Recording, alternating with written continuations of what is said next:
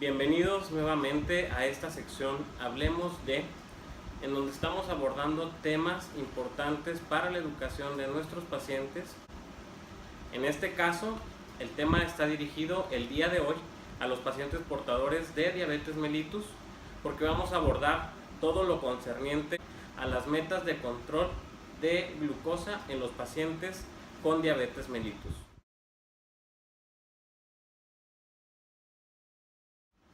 Como ya sabemos, la diabetes es una enfermedad crónica, es una enfermedad compleja que requiere atención médica de forma continua, ya que requiere de ciertas estrategias, deben de ir dirigidas más allá de tener los niveles de glucosa dentro de cierto valor determinado. Pero definitivamente debemos de partir del conocimiento de los niveles que se consideran como normales o como de buen control.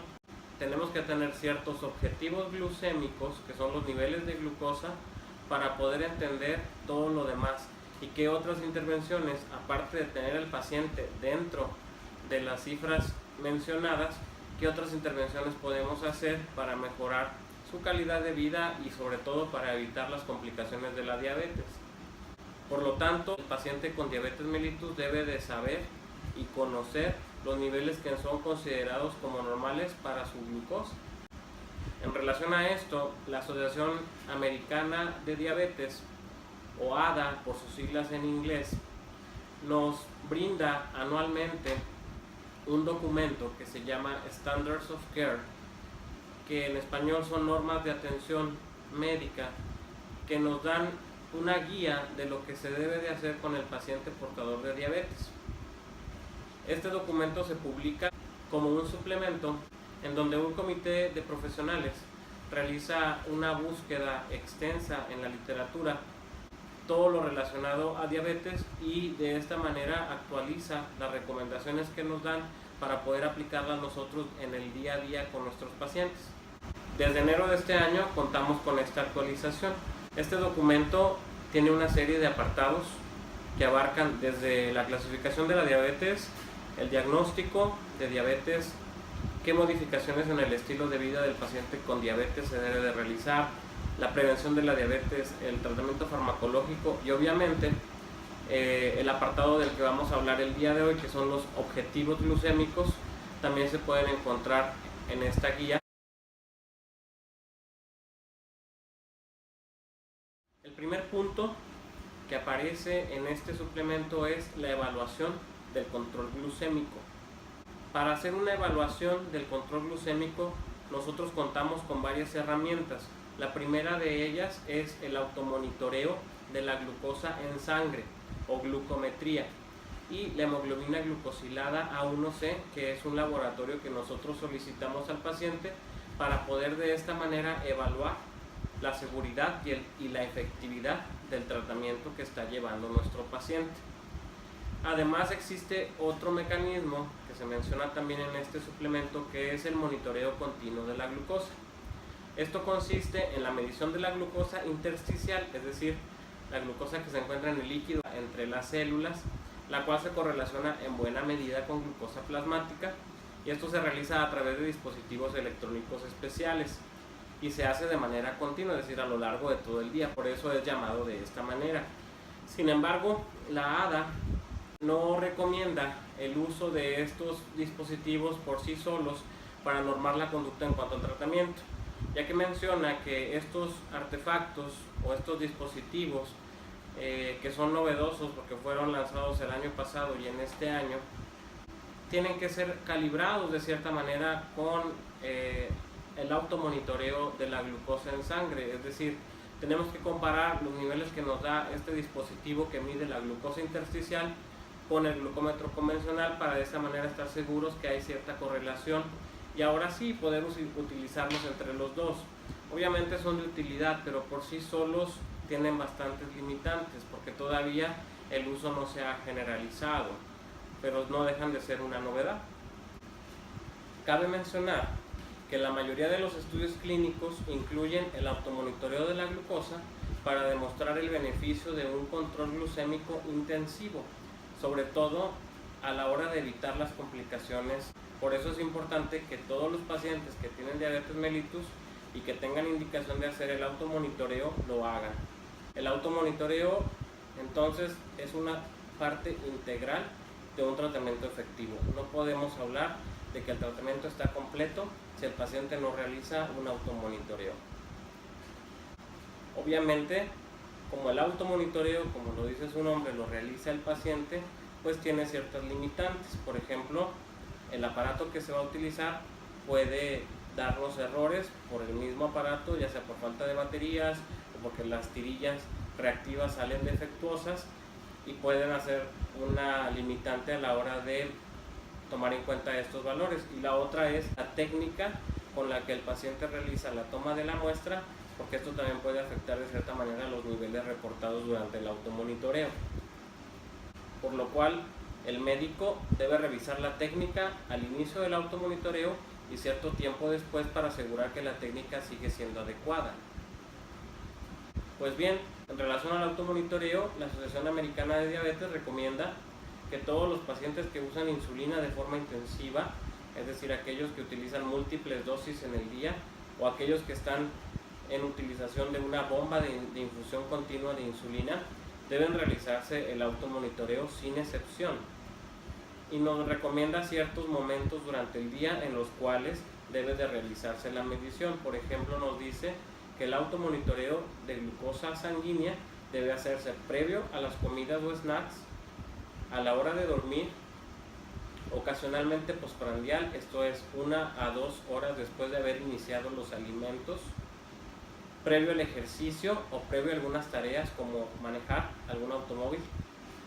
Y nos menciona que cuando se prescribe el automonitoreo, tenemos que asegurarnos que el paciente ha entendido la instrucción en la técnica y el uso del aparato y que comprende los resultados.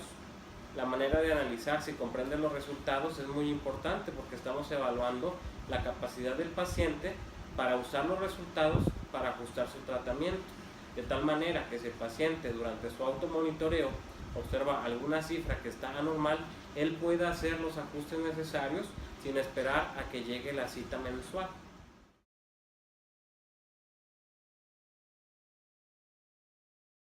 La segunda herramienta que mencionamos es la hemoglobina glucosilada.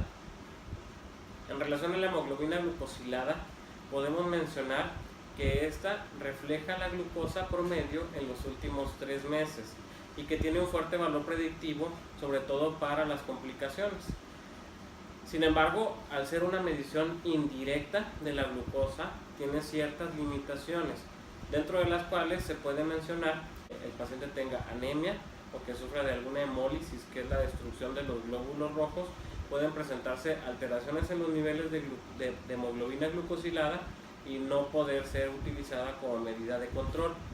Tampoco nos sirve como medida en la variabilidad de los niveles de glucosa y de hipoglucemia, ya que solo es un promedio. Y también se han reportado diferencias étnicas en sus niveles. Por ejemplo, que los pacientes de raza afroamericana tienden a tener niveles más elevados de hemoglobina glucosilada A1C que aquellos pacientes de raza anglosajona. Recomienda también que se realice la hemoglobina glucosilada A1C al menos 2 veces al año en aquellos pacientes que se encuentran dentro de las metas de control.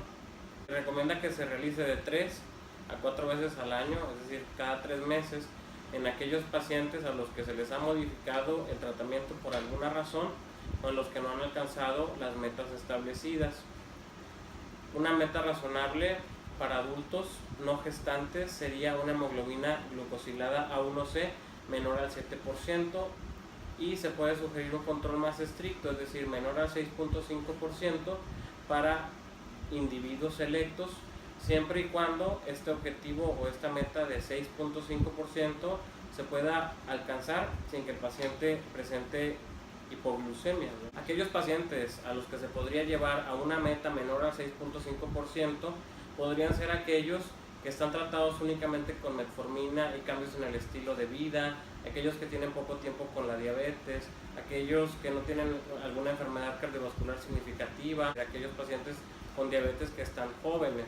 Y niveles menos exigentes, por el contrario, es decir, un nivel menor al 8%, también puede ser permitido en aquellos pacientes que tienen historias de hipoglucemia severas, que tienen una esperanza de vida limitada, es decir, aquellos que tienen edad mayor a 65 años, complicaciones micro y macrovasculares o diabetes de larga evolución, que a pesar de todas las medidas tomadas, es decir, el paciente lleva una buena dieta, realiza actividad física, tiene sus medicamentos a dosis adecuada, está utilizando la insulina, y a pesar de todo esto no logramos bajar la hemoglobina a menos del 7%, en este caso podemos tener una meta que sea menor al 8%, pero nunca mayor a este, sobre todo para evitar complicaciones.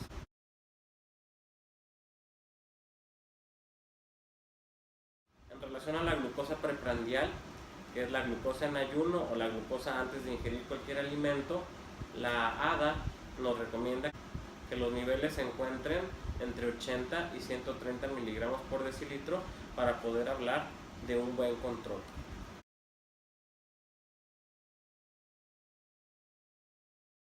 En relación a la glucosa postprandial, es decir, aquella que se toma 1 a 2 horas después de haber iniciado la ingesta de alimentos, la Asociación Americana de Diabetes nos recomienda que los valores no excedan a los 180 miligramos por decilitro a las 2 horas después de haber iniciado la alimentación.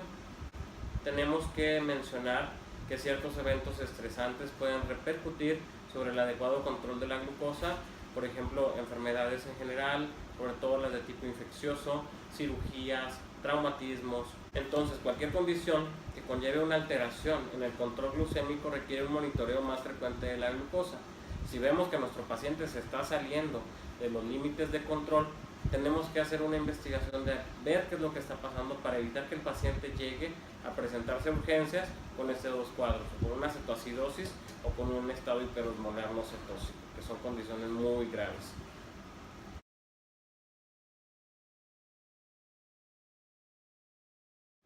Pues ahora ya sabemos cómo debemos tener nuestros niveles de glucosa.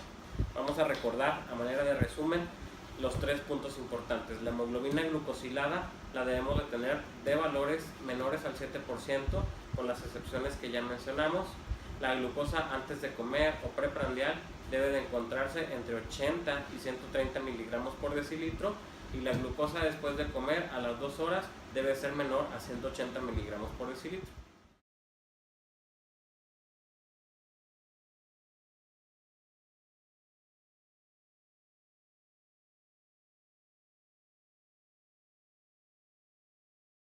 Si los pacientes no están en los rangos que se mencionan aquí, se sugiere que acudan con su médico para que se realicen las intervenciones necesarias, y recuerden que así se evitan las complicaciones.